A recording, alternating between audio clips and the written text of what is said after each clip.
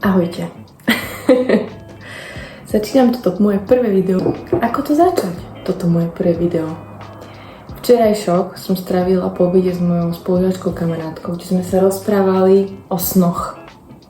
Rozprávali sme sa o tom, že koľko snov končí, ako náhle si spomenieme alebo si povieme v hlave, a čo by na to povedali iní. Ako by reagovali na to, že vidia, ako toto video natáčam. A predtým, ako som bola na materskej, som sa aktívne venovala, akože popri zamestnaniu, foteniu svadieb. A tak som skoro každý víkend, keď bola svadobná sezóna, trávila čas na svadbách, tak ja som sa kreatívne vyžívala.